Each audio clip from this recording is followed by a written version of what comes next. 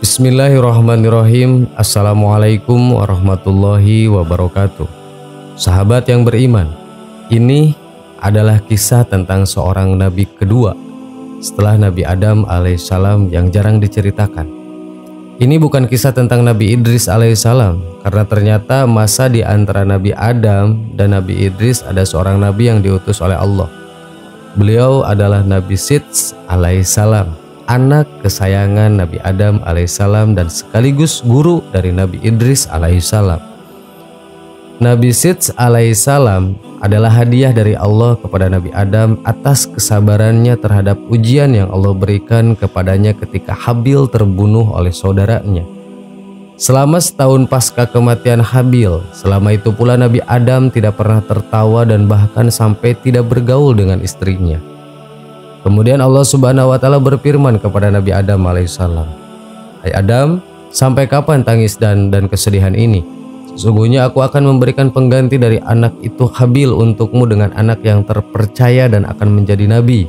Dan dari keturunannya akan kujadikan para nabi hingga hari kiamat. Tandanya adalah dia akan dilahirkan sendirian, tidak memiliki saudara sekandung. Apabila anak itu telah hadir, maka namailah dia dengan nama Sidz."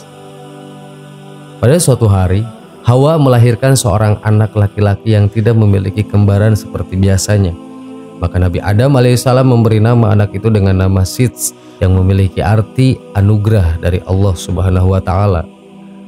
Nabi Sidz alaihissalam lahir 5 tahun setelah terbunuhnya Habil, yaitu sekitar 235 tahun setelah Nabi Adam dan Hawa diturunkan ke bumi. Beliau dilahirkan ketika Nabi Adam alaihissalam berusia 930 tahun.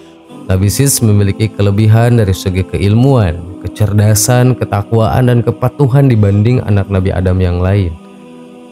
Setelah Nabi Adam alaihissalam meninggal dunia, posisinya digantikan oleh Nabi Sidz alaihissalam yang pada saat itu beliau diwasiatkan untuk memimpin kaumnya dan membimbing ke jalan yang benar. Selama dipimpin oleh Nabi Sidz alaihissalam, kota yang ditinggali kabilah ini menjadi tenang dan tentram, tidak ada tindak kejahatan yang terjadi. Berbanding balik dengan kabilah Qabil yang di dalamnya terjadi kerusakan moral yang luar biasa dan tindak kejahatan di mana-mana. Karena untuk pertama kalinya sepanjang sejarah manusia, di kabilah Qabil inilah terjadi yang namanya tabaruj, yaitu para wanita yang bersolek dan menampilkan kecantikannya secara berlebihan dengan cara yang tidak pantas.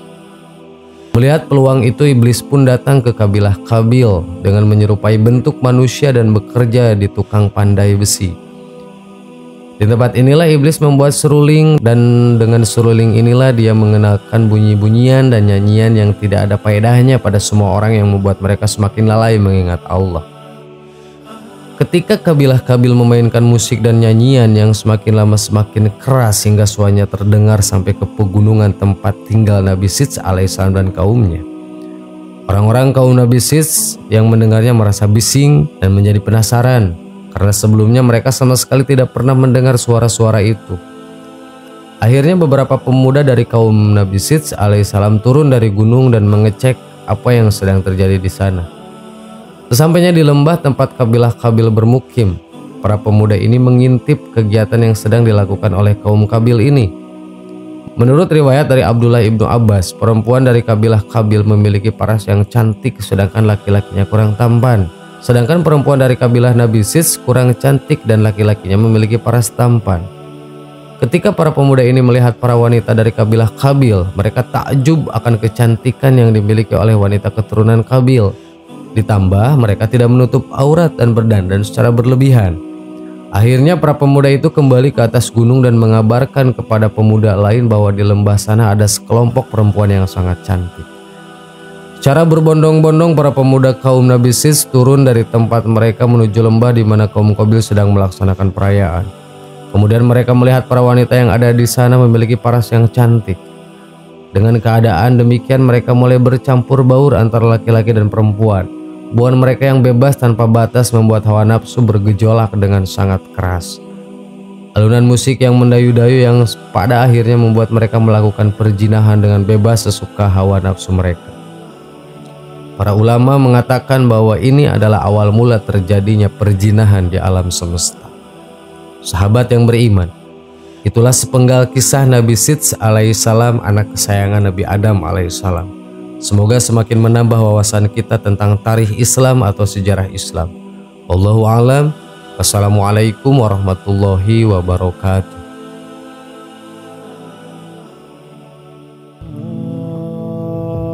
Bismillahirrahmanirrahim. Assalamualaikum warahmatullahi wabarakatuh. Sahabat yang beriman, berjudi menurut Islam masuk kategori dosa besar dan pelaku dosa besar akan mendapat tempat di neraka jahanam. Betapa ngeri dosa judi, yang dalam terminologi agama diartikan sebagai transaksi dua belah pihak untuk kepemilikan suatu benda atau jasa yang menguntungkan satu pihak dan merugikan pihak lain. Dalam Al-Quran disebutkan maisir atau permainan yang di dalamnya mengandung taruhan atau ada untung rugi adalah haram dan termasuk judi. Segala bentuk permainan yang di dalamnya dipersyaratkan jika salah seorang pemain menang dan mengambil keuntungan dari pemain yang kalah atau sebaliknya, maka termasuk judi yang diharamkan. Penting diketahui, judi bahkan digandengkan dengan khamar, berkurban untuk berhala dan mengundi nasib. Allah Subhanahu wa taala berfirman dalam Quran surat Al-Maidah ayat 90 yang artinya, hai orang-orang yang beriman, sesungguhnya meminum khamar, berjudi, berkorban untuk berhala, mengundi nasib dengan panah adalah termasuk perbuatan syaitan. Maka jauhilah perbuatan-perbuatan itu agar kamu mendapat keberuntungan. Judi atau khimar dengan khamar, al-ansab dan al-ajlam merupakan perkara-perkara yang tidak diragukan lagi keharamannya.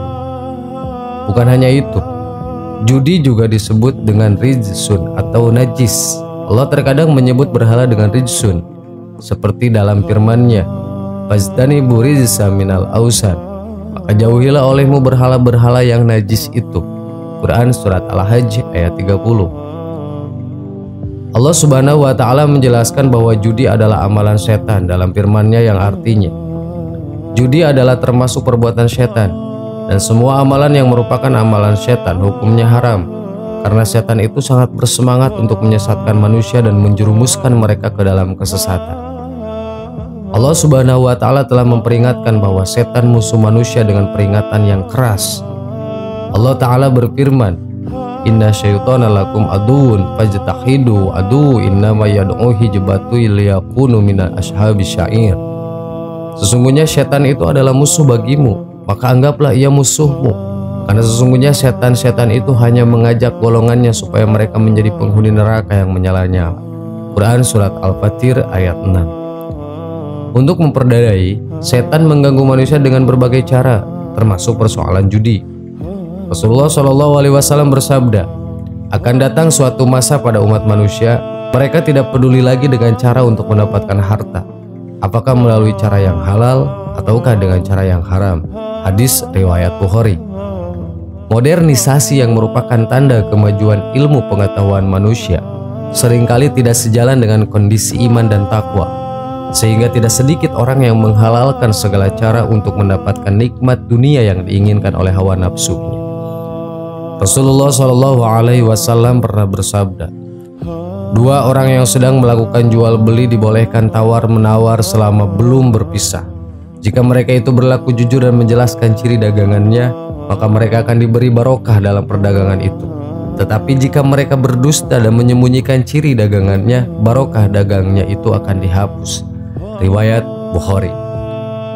Rasulullah SAW bersabda, tidak halal seseorang menjual suatu perdagangan melainkan dia harus menjelaskan ciri perdagangannya itu, dan tidak halal seseorang mengetahuinya melainkan dia harus menjelaskannya. Hadis riwayat Hakim dan Baihaqi.